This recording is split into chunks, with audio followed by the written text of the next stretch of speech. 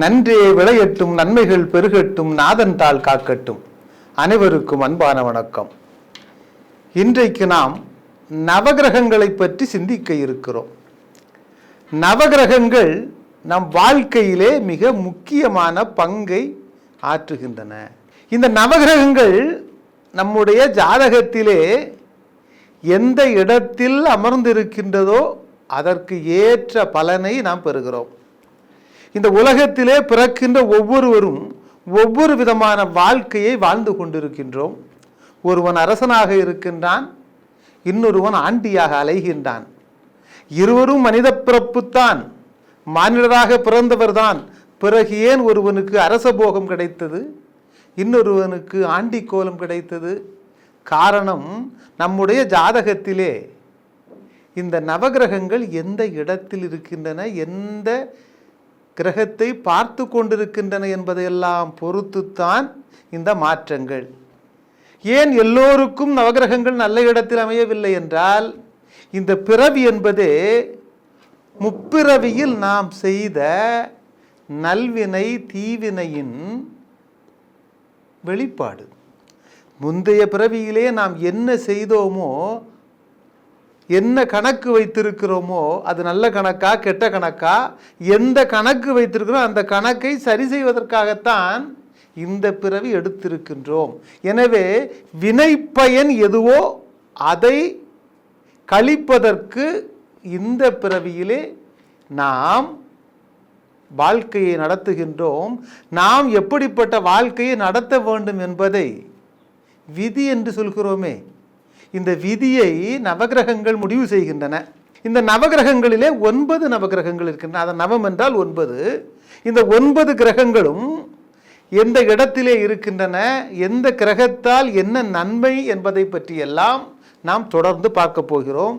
இன்றைக்கு நவகிரகங்களின் தலைவனாக விளங்கக்கூடிய சூரிய பகவானை பற்றி நாம் சிந்திப்போம். சூரிய பகவானை வழிபட்டால் வாழ்க்கையிலே நலம் உண்டாகும், மங்களம் உண்டாகும். இந்த சூரிய பகவான் நம்முடைய ஆன்மா பலத்தை அதிகரிக்கக்கூடியவர், ஆன்மாவை பிரதிபலிக்கக்கூடியவர் சூரிய பகவான்.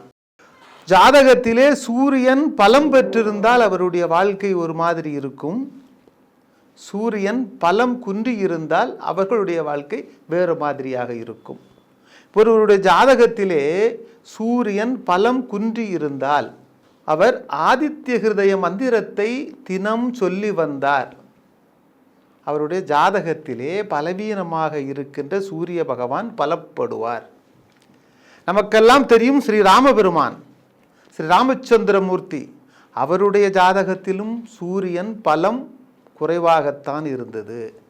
அவர் தினமும் ஆதித்ய ஹிருதய மந்திரத்தை சொல்லி ஆற்றலை பெற்று அதன் பிறகுதான் ராவணனை வெல்லுகின்ற ஆற்றலை பெற்றார். மாபெரும் வீரனான ராவணனை வெல்லுகின்ற ஆற்றலை ஸ்ரீ ராமபிரானுக்கு பெற்று கொடுத்தது ஆதித்ய ஹிருதயம். எனவே தன்னுடைய ஜாதகத்திலே சூரிய பலன் குறைவாக இருக்கிறது என்று யாரும் கவலை கொள்ள தேவையில்லை. தினமும் ஆதித்ய ஹிருதயம் படியுங்கள். ஆதித்ய ஹிருதயம் படிக்க முடியவில்லையா, தினமும் காலையிலே எந்திரித்து சூரிய பகவானை பார்த்து வணங்குங்கள். நம்முடைய தமிழர் மரபிலே சூரிய நமஸ்காரம் என்ற ஒன்று இருக்கிறது. தினமும் காலையில் சூரியன் உதித்ததும் சூரியன் முன்னால் நின்று சூரியனை வழிபடுங்கள். அப்படி சூரியனை வழிபட்டு வந்தால் சூரியனுடைய அனுகிரகம் நமக்கு கிடைக்கும், ஜாதகம் பலம் பெறும். அப்படி சூரிய நமஸ்காரம் செய்யும் போது முடிந்தால் எருக்கம் பூவை பறித்து சூரியனை நோக்கி வணங்கி அவருக்கு சமர்ப்பித்தால் நிச்சயமாக மிக மிக நன்மை நடக்கும். ஏனென்றால் சூரிய பகவானுக்கு எருக்கு மிகவும் இஷ்டமான மலர். சிவனுக்கும் இஷ்டமான மலர்களிலே எருக்கம்பூ இருக்கிறது. அதிகாலையிலே நாம் சிவனை வழிபடுகின்ற போது எருக்கம்பூவை சாற்றி வழிபட்டால் அனைத்து செல்வங்களையும் சிவபெருமான் தருகின்றார். சூரியனுடைய சொந்த வீடு சிம்மம், உச்ச வீடு மேசம், நீச வீடு துலாம். தகப்பனை குறிக்கக்கூடிய கிரகமும் சூரியன்தான். ஒருவருடைய ஜாதகத்திலே சூரியன் பலமாக இருந்தால் அவருடைய தந்தையாருக்கு ஆயுள் பலமாக இருக்கும். ஒருவருடைய ஜாதகத்திலே சூரியன் உச்சம் பெற்றிருந்தால், சிம்மத்திலே ஆட்சி பெற்றிருந்தாலும், மேசத்திலே உச்சம் பெற்றிருந்தாலும் அந்த ஜாதகர் ஆட்சி அதிகாரத்தோடு இருப்பார். ஆணவ போக்கு அவரிடத்திலே காணப்படும். என்றாலும் அனைவரையும் அரவணைத்து செல்லும் தன்மையும் அவரிடத்திலே காணப்படும். ஒருவருடைய ஜாதகத்தில் சூரியன் 6, 8, 12 ஆகிய இடங்களில் மறைந்திருந்தாலும் நீச்சம் பெற்றிருந்தாலும் அந்த ஜாதகருக்கு சூரியன் பலவீனமாக இருக்கிறார் என்று அர்த்தம். சூரியன் பலவீனமாக இருக்கும் ஜாதகக்காரர்கள் ஏழைகளுக்கு அன்னதானம் செய்வது நல்லது. மருத்துவமனைக்கு குடிநீர் வசதி செய்து தாருங்கள். பிரதோஷ காலத்தில் அபிஷேகத்துக்கு பன்னீர் வாங்கி தாருங்கள். பறவைகளுக்கு தானியமிடுங்கள்.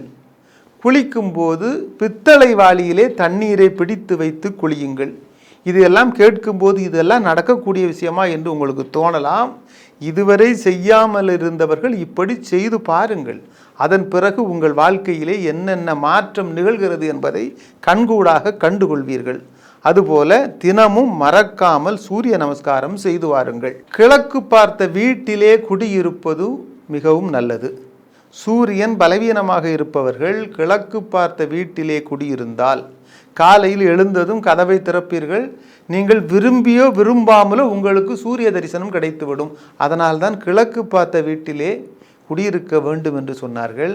இப்படியெல்லாம் செய்து வாருங்கள். அதோடு இந்த மந்திரத்தை தினமும் சொல்லி வாருங்கள். நிச்சயமாக சூரிய பகவான் அருள் உங்களுக்கு முழுமையாக கிடைக்கும். நல்லதே நடக்கும். காசினி இருளை நீக்கும் கதிரொளியாகி எங்கும் பூசனை உலகோர் போற்ற புசிப்போடு சுகத்தை நல்கும் வாசி ஏழுடைய தேர்மேல் மாகிரி வலமாய் வந்த தேசிகா என ரட்சிப்பாய் செங்கதிரவனே போற்றி என்ற இந்த பாடலை தினமும் சொல்லி வாருங்கள். நீங்கள் கோவிலுக்கு சென்று இறைவனை வழிபடுவதாலும் சூரியனால் வரும் பாதகத்திலிருந்து விடுபட முடியும். சூரியனுடைய பரிகார தலமாக விளங்குவது அருள்மிகு சூரியனார் திருக்கோவில். தஞ்சாவூர் மாவட்டம் திருமங்கலக்குடியில் அமைந்துள்ள இத்தலத்தின் மூலவர் சிவசூரியன் என்று அழைக்கப்படுகிறார்.